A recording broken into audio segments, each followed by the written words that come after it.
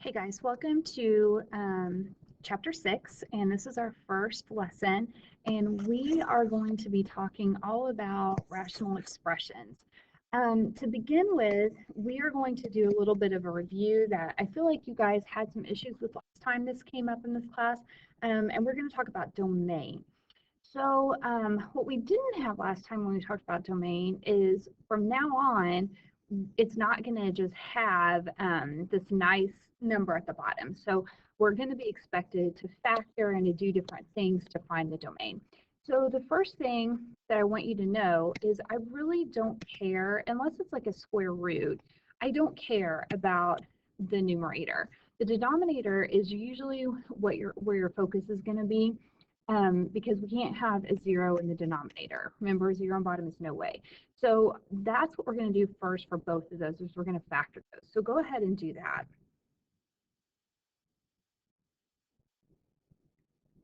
So the first thing I noticed with this one is that if I were taking this all the way, these would cancel out. But I'm not going to worry about that with my domain. So with your domain, you're going to do no canceling, and we are going to just focus on this bottom part. So if you'll notice, for this one, a cannot equal 2, and for this one, a cannot equal -2. So this is the one where it's probably best explained on a number graph. So it's a set of all real numbers, except it breaks here at -2 and 2.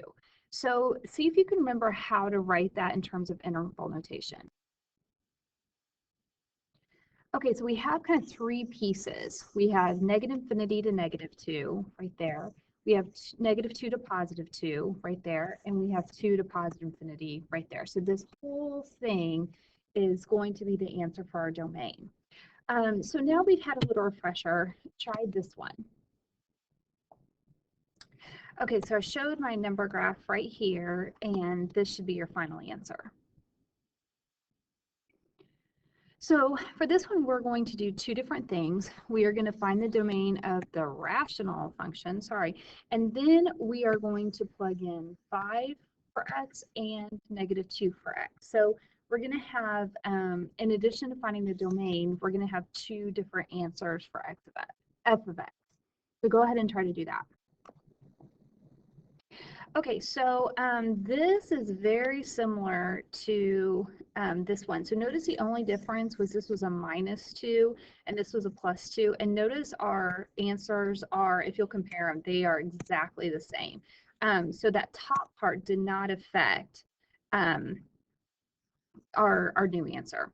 Okay, so when we plugged in f of 5, so when I plugged in 5 for x here, I ended up getting 7/21, which I just simplified to 1/3. Now, this should have been jumping out at you, this -2. I went ahead and showed you what was going on. It ends up being undefined, and this is the reason. Look, way up here, I didn't need to do anything because x cannot equal -2, because if x equals -2, we are going to have a 0 on the bottom. So that is why it's undefined. Okay, so for this next part, I just want you to see what you can do first of all before I go into this. So think about the word simplify. So what are we going to do to each of these expressions to change the way they look to simplify them? So go ahead and try that. Okay, so this one I saw that 2 goes into both of them, so I ended up with 3/4. This one, notice what we're doing on top. So this is kind of like this implied parentheses on top. So 7/9. And a lot of people forget this. A lot of people want to do that, and you cannot do that. You have to simplify what's on top, then what's on bottom, and then if you can take something further, do it. This one, notice the difference between these two. So this one, there's an addition.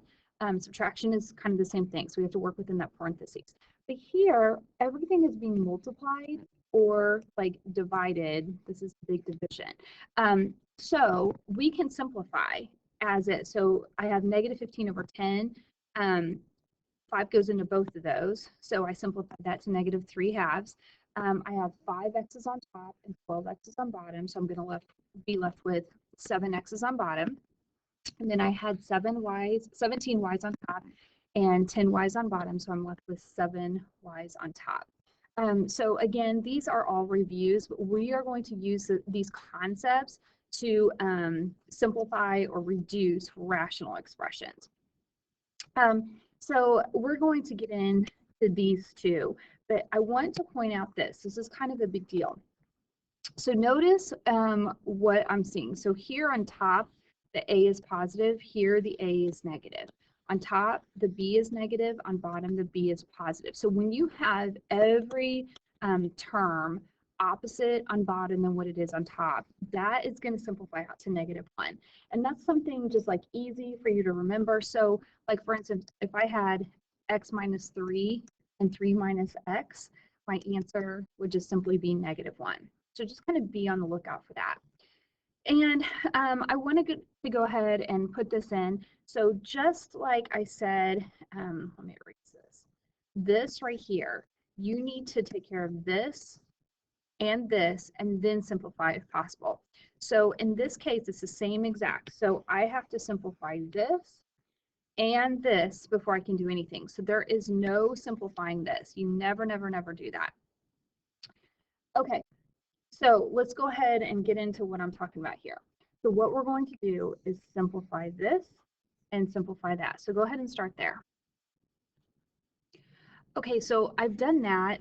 We are always going to include the domain. For these, unless it specifies it, you can just do the shortcut version. So in this case, x cannot equal 6 right there, and x cannot equal -6. Okay, now we can simplify. So if you'll notice, these will cancel out. So I'm left with x plus 1 over x plus 6, and that is my answer. This is also going to be part of your answer, so make sure that you include that as well. So go ahead and try this one here. Okay, so a couple things I want to point out. If I set this equal to 0, then I would find that x cannot equal 0. And then also if I set that equal to 0, really any number will work, because if I solved for x here, an I is going to come out, and so we don't deal with imaginary numbers here. We're just going to assume that all real numbers are what we're dealing with. So really the only thing that we have to worry about is x cannot equal 0. Okay, now the next thing I want to talk about is simplifying. So in this case, obviously those simplify out, but then I'm left with x and then 2x squared. So I want to focus on this. So I have 1x on top and 2x on bottom. So this cancels out and one of those x's. So I have 1 over 2x for my final answer. And don't forget that x cannot equal 0. Okay, let's go ahead and try these two. Okay, so in this case, we have two things going on. So x cannot equal 1, x cannot equal -1. And then once these canceled out, I was left with this. I factored this and I factored this and ended up with this. And so I just want to point out that this and this are opposites. So they cancel out to -1. So my final answer is -1 times this, or -x plus 3 over x plus 2. I don't know what to switch to 2 plus x. And then on this one, for this one, x cannot equal 2, and this one, x cannot equal -2. So make sure you include those.